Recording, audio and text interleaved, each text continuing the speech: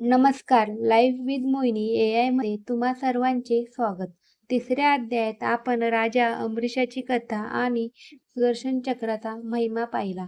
आज आपण चौथ्या अध्यायात एका अशा कथेचा आनंद घेणार आहोत जिथे साक्षात ब्रह्मा, विष्णू आणि महेश एका मातेच्या वात्सल्यापुढे बालक बनले. ही कथा आहे सती अनुसयेच्या सत्व परीक्षेची आणि दत्तगुरूच्या जन्माची.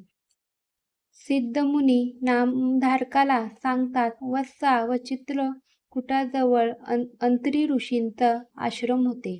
त्यांची पत्नी अनुसया ही अत्यंत प्रतिवता आणि दयाळू होती. तिच्या पुण्याईने आश्रमातील हिंस पक्षी सुद्धा एकमेकाशी प्रेमाने वागत असत. तिच्या पतिव्रतेची चर्चा स्वर्गलोकातही होऊ लागली. तेव्हा तिने देवाच्या पत्नींना म्हणजे सरस्वती, लक्ष्मी आणि पार्वती यांना तिची परीक्षा घेण्याची इच्छा झाली.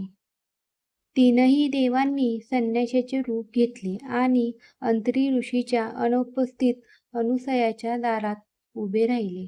त्यांनी भिक्षाम देही असे स्वाद घातले. अनुसया माता आनंदाने भिक्षा घेऊन आली, पण त्या संन्याशाची एक विलक्षण अट घातली. ते म्हणाले, माता, जर तू आम्हाला विवस्त्र होऊन भोजन वाढणार असशील तरच आम्ही ही भिक्षा स्वीकारू. अनुसया माता क्षणभर विचारात पडली. अतिथी धर्म पाळणे आवश्यक होते आणि प्रतिवता टिकवणेही. तिने मनोमन आपल्या पतीचे अंतरी ऋषीचे स्मरण केले आणि देवाला प्रार्थना केली. अनुसयेने आपल्या कमंडळातून पाणी त्या तीनही संन्याशांच्यावर शिपडले. आश्चर्य म्हणजे तिच्या पुण्याईने ते तीनही शक्तिशाली देव लहान बालके बनले.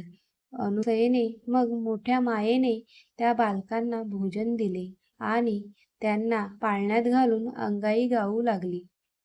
जेव्हा तीनही देवी लक्ष्मी, सरस्वती, पार्वती आपल्या पतीच्या शोधात तिथे आल्या तेव्हा त्यांना आपले पती पाळण्यात बाळ म्हणून खेळताना दिसले.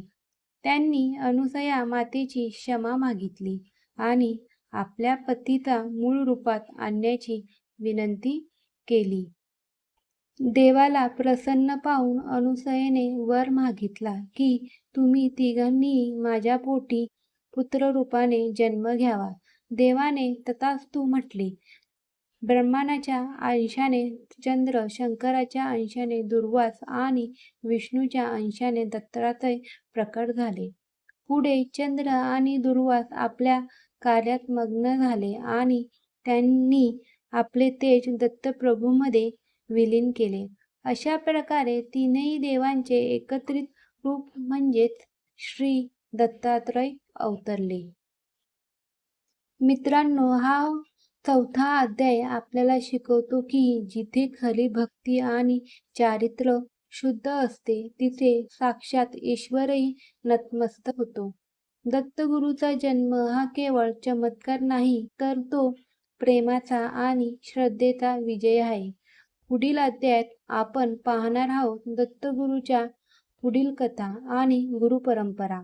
हा व्हिडिओ आवडला असल्यास शेअर करा आणि कमेंट्समध्ये लिहा, दिगंबरा दिगंबरा श्रीपाद वल्लभ दिगंबरा. भेटूया पुढच्या भागात. धन्यवाद.